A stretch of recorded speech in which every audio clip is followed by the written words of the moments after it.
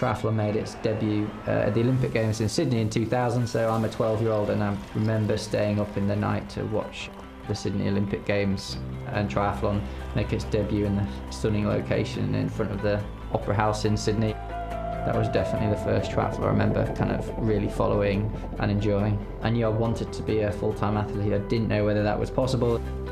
I never kind of believed, out of ignorance really, that it could happen, that I could make a career out of being a professional endurance athlete. Right up through school, I had the dreams and wanting to go to the Olympic Games and then eventually do long-distance triathlon. Twice an Olympic champion, Alistair Brownlee's contribution to triathlon goes beyond competing. Today, as well as representing all athletes within the Olympic movement, he also has a position on the board of the Professional Triathletes Organisation and hopes to further the development of the sport. I think it's very exciting. You know, if we go back, not 10 years, if we go back 5 years to tell professional long-distance triathletes that you'll have an opportunity to race what are probably going to be 4 world-class, well-paying, live broadcast events this year, you'd say no chance. And you know, I think that tells the story. Alistair still competes alongside one of his younger siblings, Johnny.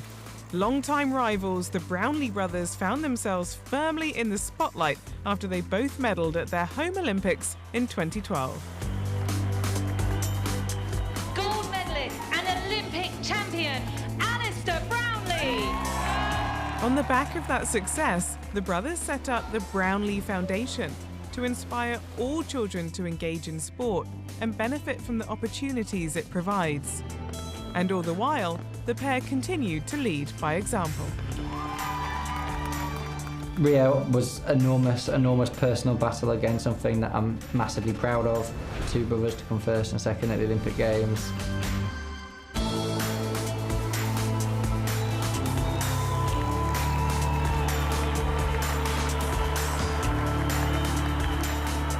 But really, I think the moment that really kind of ignited people's interest in me as an athlete was the moment in Mexico. The moment in 2016 when Alistair carried his exhausted brother across the finish line at the World Triathlon Grand Final. The images were shared almost instantaneously beyond the island of Cozumel. I remember waking up the next morning and kind of turning on my phone and it just going mad with people from all over saying, whatever, well done, amazing moment, what have you done with your brother, etc, etc. And that kind of interest that just went bonkers.